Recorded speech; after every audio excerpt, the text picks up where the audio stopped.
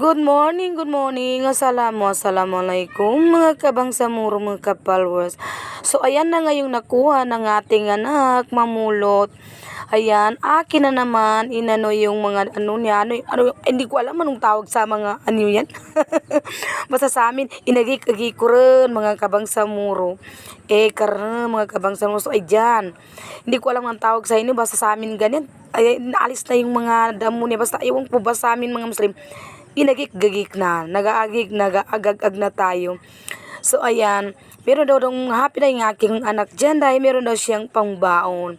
Sabi ko, sige anak, habang ako ay naglilinis ng inyong napulot na palay para meron kang pambaon sa school, ay ibidyohan mo muna ako para meron tayong may update sa ating maliit na mga ka-followers pa. Kaya ayan, sana hindi kayo magsawang suportahan si Yadosman Vlog kasi laking tulong po ang inyong pag-share ng aming live.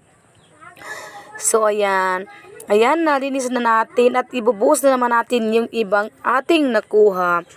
So ayan na nga, meron na tayong mabenta mamaya. So ayan na nga, yan. Ano-ano lang talaga dyan, kahit yung pa natin nagkasukat-sugat na dyan, ay laban pa rin sa hamon ng buhay. Dahil happy na tayo, dahil lalo na yung ating anak, dahil meron na silang pambaon sa school. Kaya tayo ay laban-laban lang, huwag tayong sumuko sa hamon ng buhay. Lahat ng pagsubok ay ating makakamtan. Basta gogo lang tayo, huwag tayong mawala ng pag-asa. Nandyan si Allah na gumagabay sa atin.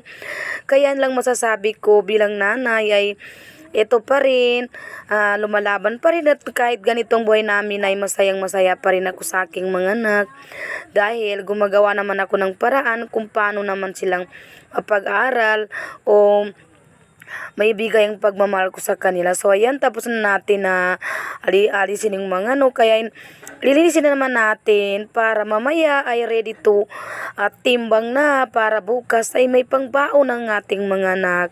Dahil wala naman silang klase ngayon araw, kaya ayan lang. Ayan na yung mga kapitbahay namin na makukulit, kaya sige lang, gogo lang self. So ayan, di ba marami na tayong nakuha. Yan yung nakuha ng aking mga anak. So, ayun guys, thank you for watching at sana hindi tayo makalimot magdasal sa ating mahal na Allah.